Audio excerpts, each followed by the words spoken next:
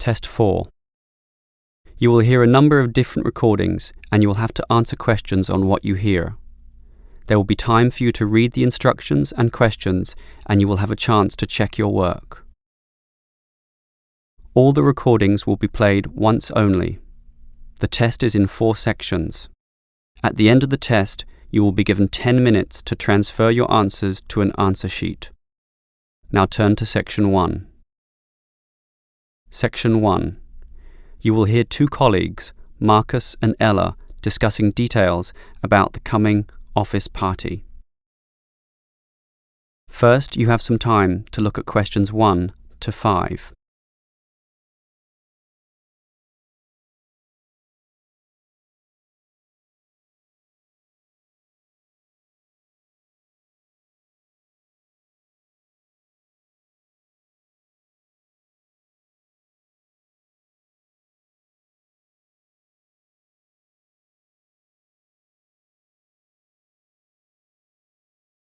You will see that there is an example that has been done for you. On this occasion only, the conversation relating to this will be played first.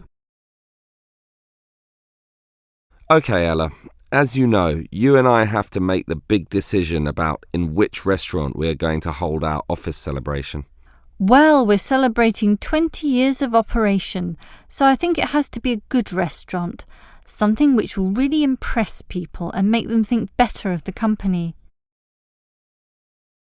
The company will be celebrating 20 years of operation, so 20 has been written in the space. Now we shall begin. You should answer the questions as you listen, because you will not hear the recording a second time. Listen carefully and answer questions 1 to 5. Okay, Ella. As you know, you and I have to make the big decision about in which restaurant we are going to hold our office celebration. Well, we're celebrating 20 years of operation, so I think it has to be a good restaurant, something which will really impress people and make them think better of the company. We do have a budget, though. It's how much? $2,000, and that should be enough for a good meal. Actually, it's $3,000, not $2,000. I confirmed that today. That should be enough for a great meal then. Well, this is a significant milestone. So, should we go for a buffet meal at a local hotel? All you can eat? Something like that? The Chesterfield Hotel has good food. I've eaten there before. Very impressive. Yes, I've got the brochure here. Do you know how much it costs? The full buffet banquet is beyond us, I'm afraid. Yes, but we don't have to get the banquet. They have set meals for cheaper prices. Show me the brochure. What about this? Set meals C is $50 a head, and that's just within our price range. It includes a main meal with prawns, and there's other seafood as well. Look, there's even a seafood platter with crabs, oysters, everything you like. But not everyone likes seafood. Let me see the brochure. Actually, set meal D looks better to me. More meat-based. How much is it? Meal A is $70, B is $60, and so on. So D is even cheaper at $45. OK, and we could spend the money we save on other things, such as a lottery present or something. The main meal is lamb, and everyone likes that, right? It comes with soup, dessert, coffee, all the frills that you'd expect. What's the soup? Actually, all the meals come with soup. Meal A is lobster soup, B is prawn, C is clam, but ours is chicken. I like that. Chicken is simple but tasty. All those seafood soups are not nearly as nice. So, why don't we take meal D then? Before you hear the rest of the conversation, you have some time to look at questions 6 to 10.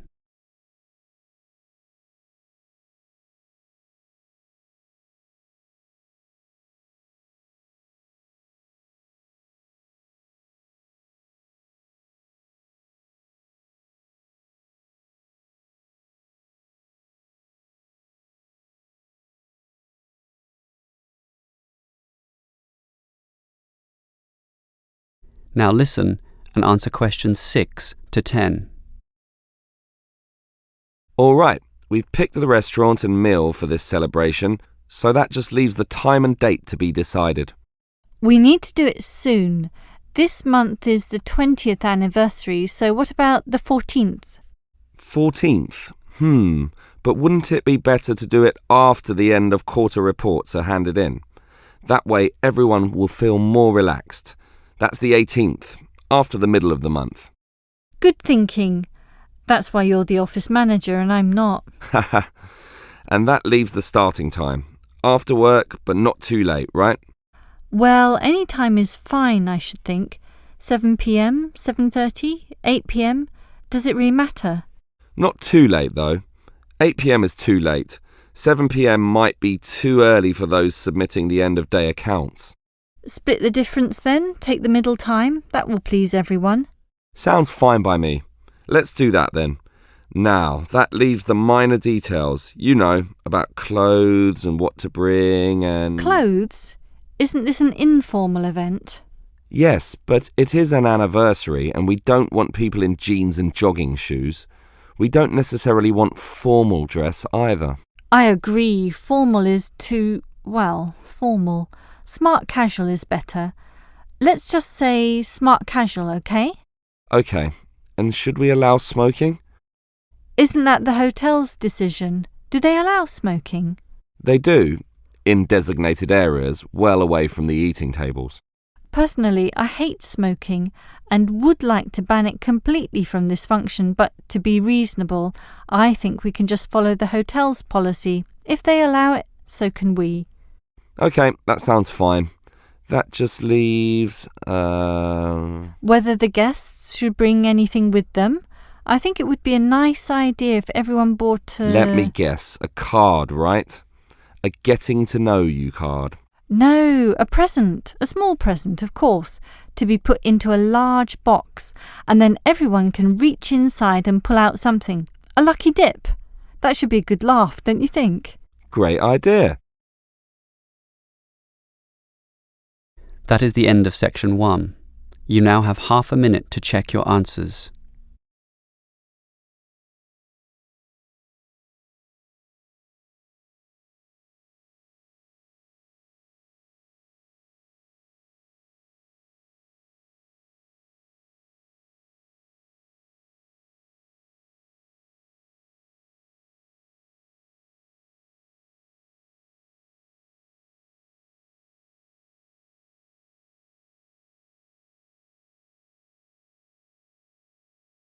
Now turn to section 2.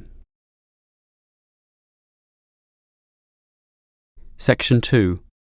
You will hear a construction worker and university officer discussing the effects of some new construction on the university premises. First, you have some time to look at questions 11 to 15.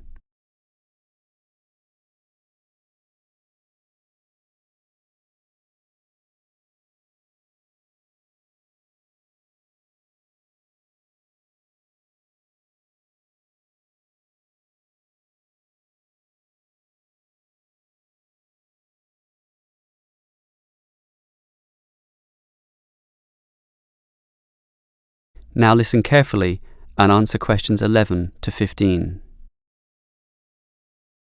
Hello, Helen, is it? Yes, that's right. And let me begin by saying that your construction is already causing considerable disturbance to our student body. I'm afraid we have deadlines to meet, but you did ask for a timetable. We can certainly try to do the noisiest work at specific times when it least disrupts the students. Good. I've already emailed you about sensitive times of the day. Obviously, our lunch period is the best time for you to do all the noisy work. Yes, and as a result, in that time we are reserving all the jackhammer and drilling work necessary for breaking up the old concrete paths. So that will be between noon and 1:30 p.m. It will result in some delays to us, but not enough to significantly put us behind. So we're happy to do it at that time. The other time you mentioned as favourable for our noisiest work is after 5 p.m. As you know, due to the deadlines, we work at night to 8 p.m. Yes, I see the lights at night when I walk to my car. Well, we can similarly put most of the digging of earth, or in other words, the excavation, to that time. and that work is certainly noisy due to the engines of the earth-moving vehicles. Inevitably, of course, there must be some noise during the day, and I think that the best we can do is concentrate it at one specific time so that at least you can anticipate it. That time will be from 10 a.m. to noon. We've just finished cutting down and sawing up all the trees, so that morning period will now primarily be involved with the pouring of concrete.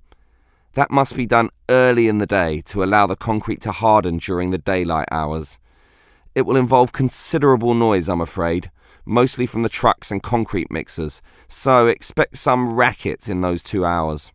So what will happen in the late afternoon? Will it be quiet enough for exam work?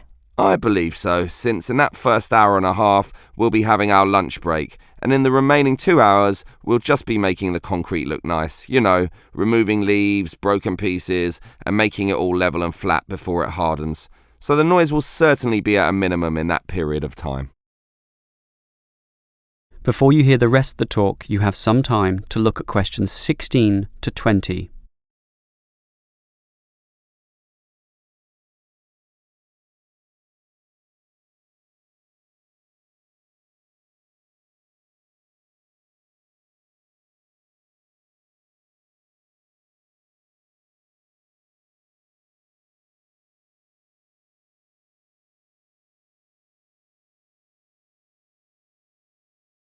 Now listen and answer questions 16 to 20. Well, it's good to know this construction activity won't disturb us too much, and I trust it's all worth it. Perhaps you can tell me how this new plaza will look when it's all finished. Can you give me some idea of the final appearance? Oh, it's going to look very nice. For a start, right now we've just got concrete paths, and as you can see, we're breaking that up and removing it, and soon we'll be laying polished stone. Really? Stone? And polished too? Yes, it will look very good, nice and shiny, giving a touch of class. The university is certainly spending some money on this. I guess it will be the showcase plaza, especially with a fountain as well in the front corner. And there'll be shops too at the back in that other corner area. Right now it's just empty space, but soon you'll be able to buy things there, not just from one shop either, but many. I suppose that will help the university draw some income as well. And see that long narrow part on the left-hand side? We had planned to put seating there, but we soon realised that wasn't such a good idea. We thought about a coffee shop, but finally decided that it would be better to have a garden, since there's so much natural sunlight around that area, so that's what we're doing. It should look very nice indeed, particularly when it grows a bit. And after some thought, it was decided to put the seating in the centre of the plaza, since being right in the middle allows everyone to be seen, and everyone to see everything, creating a very fun atmosphere. Along those same lines, that is, in order to create a better atmosphere, we're changing the facade of the buildings facing into the plaza. Right now there's nothing there, just walls without any ornamentation. We thought that we could either paint them with interesting pictures, perhaps with modern art or that sort of thing, but then decided to simply hang plants there, in keeping with the natural look of the place. Well, keep up the good work. I'm sure it's going to look wonderful when it's all finished. That is the end of section 2. You now have half a minute to check your answers.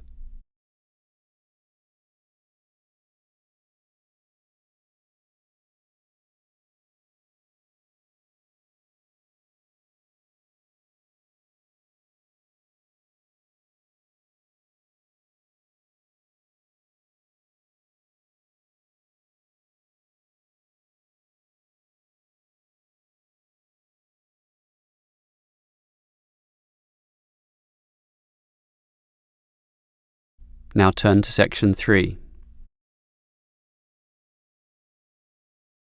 Section 3. You will hear 3 students, Steve, David and Susan, discussing a science lecture they attended.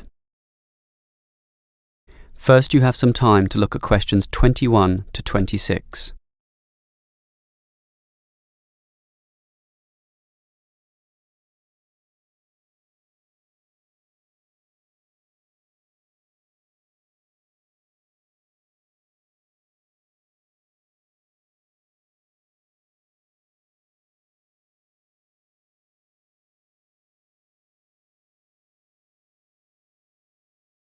Now listen carefully and answer questions 21 to 26.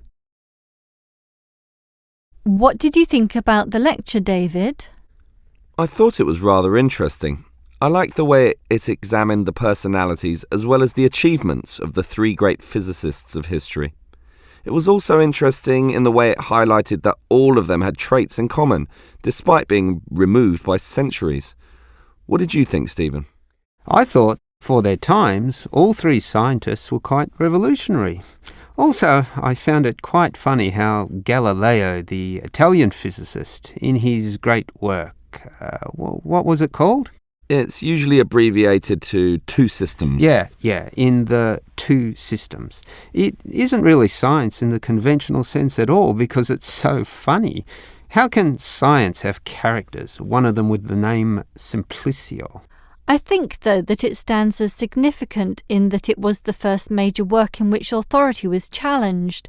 Before that, the church and the state and royalty all held absolute authority over the thinking of the times, but Galileo was brave enough to challenge this by putting forward scientific truth. It simply started everything. I agree with you there, and it was important, and I don't wish to underestimate that at all. But Galileo's works were somewhat scattered. He couldn't fuse all the ideas together. That had to wait for Newton's Principia. So why do we call it that? It's not even English. Well, Newton wrote his Principia in Latin, as was the practice of all scientists of the time. Principia is the key word in the title, which we usually use when referring to this great work. And I think you're right, David. Its significance lies in the way it finally created order. Before that, things were still confused, disordered, let's say. That's right, Susan. With Newton, the heavens became like a clockwork mechanism where the orbits and motion of the planets and comets could be predicted.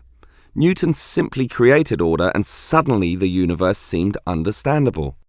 Until Einstein came along and confused the hell out of everyone. Yes, I agree that his relativity is mathematically complex, but once you conquer this, it is remarkably straightforward. Why did he call it relativity anyway? Because every motion is relative to the motion of other bodies, hence relativity. I suppose it's a logical name when you think about it. Yes, and the significance of the theory lay in the way it explained gravity. Prior to that, gravitational motion or action at a distance was just assumed to happen, but nobody quite knew why. Einstein was successful in providing a theory which explained this, and that theory has lasted to the present day. That makes it quite an accomplishment. I think we'd have to agree that all three scientists accomplished much in their own way. Before you hear the rest of the conversation, you have some time to look at questions 27 to 30.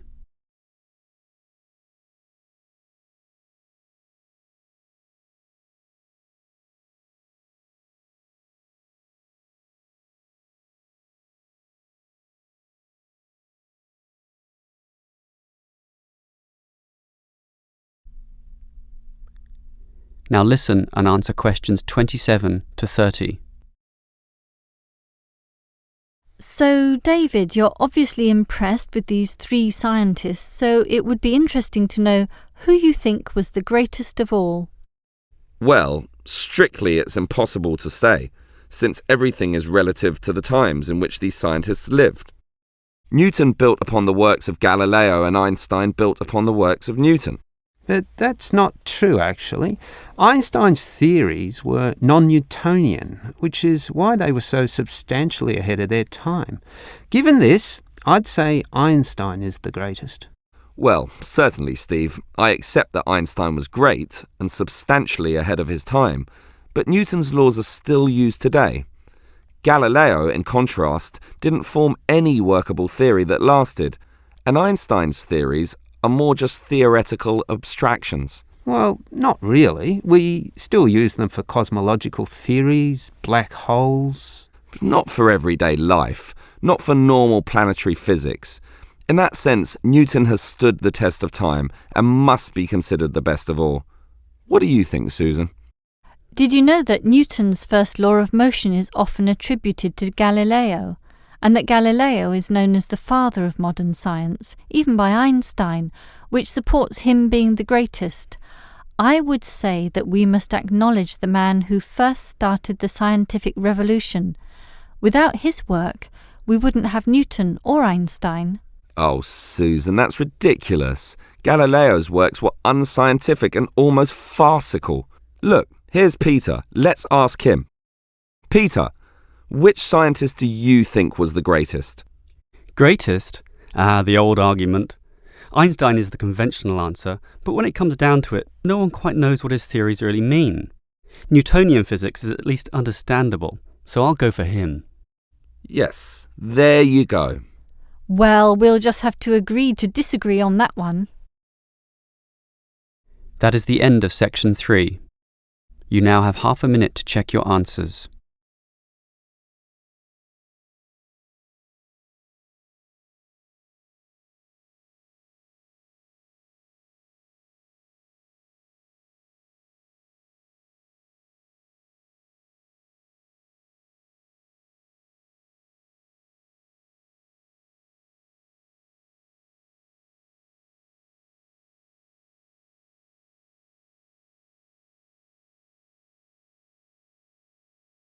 Now turn to section 4.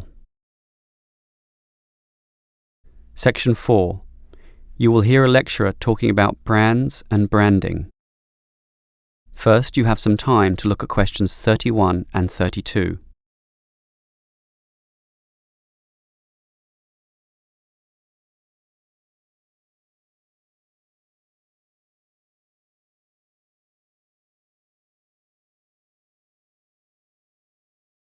Now listen carefully and answer questions 31 and 32. In the Wild West, without fences or defined ownership of land, one man's cattle could easily be mixed up with another. Hence, cattle were branded. That is, a sign was scarred onto their skin using a hot iron brand. Well, we still use the word today, but in a more general sense. Putting it simply, a brand is a name, term, design or symbol which identifies one's seller's goods from another. The car model might be called an Echo, but the brand is Toyota, complete with a Toyota symbol. People will trust brands, leading them to buy other products of the same brand. Then it has achieved brand recognition, which is a very good thing to have. Similarly, perhaps your clothes are Gucci, your jeans are Calvin Klein, your medicine is Procter & Gamble, and your cheesecake is the pleasantly termed Sara Lee. And that's the way you like it. Actually, all those previous brand names show you one way to coin the name of your brand. Just name your company and its products after yourself. This is known as using founders' names, which is all right if your name is catchy and cadent, such as, well, Calvin Klein, but there are many other ways as well. Before you hear the next part of the lecture, you have some time to look at questions 33 to 35.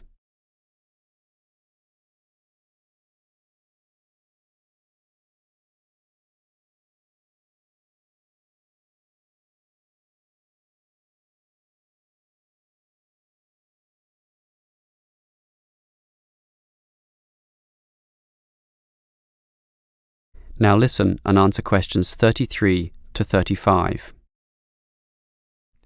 Well, here are some other ways to decide on your new brand name.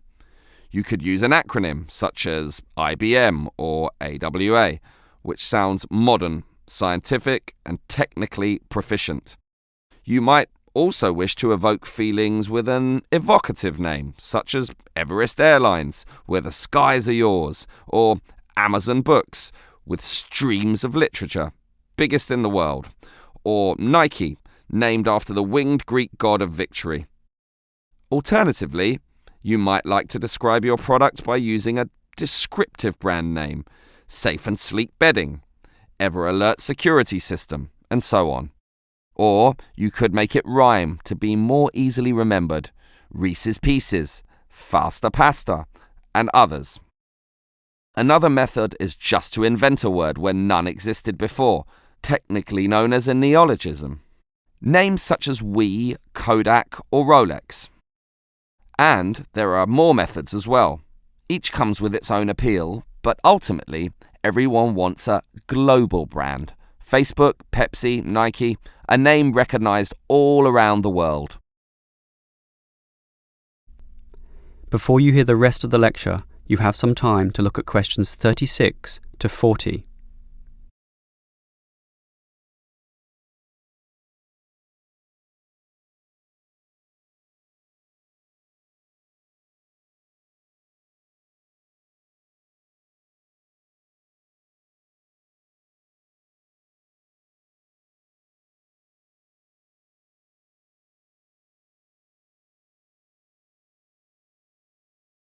Now listen and answer questions 36 to 40. Now, let's go a little deeper into brands. One of the things which companies seek for their brands is an independent identity, or a concept regarding how the buyer feels about or perceives the product. A good example is Marlboro cigarettes with its cowboy imagery and sponsorship of car racing, all targeting a manly, tough male buyer. In other words, the images, commercials, logos, sponsorship, and product packaging are all carefully designed to cultivate a single identity which resonates, in theory, with the target market.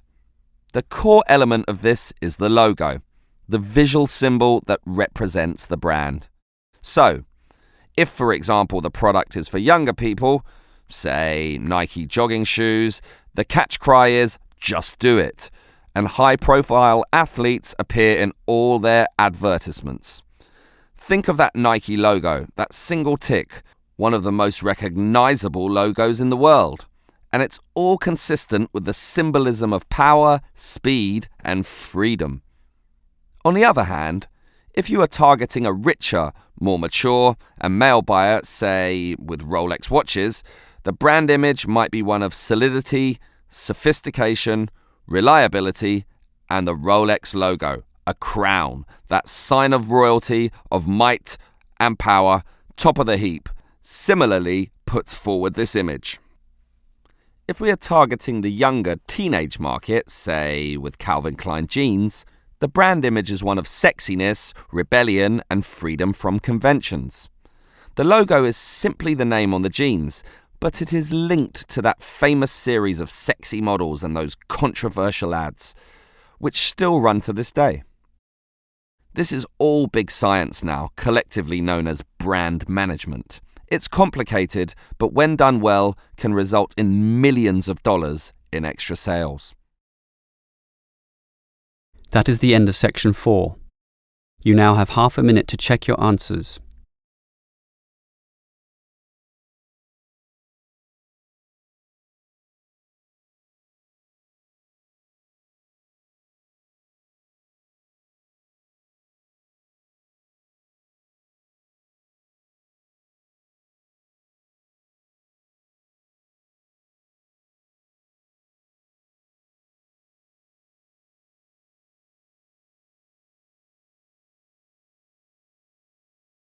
That is the end of the listening test.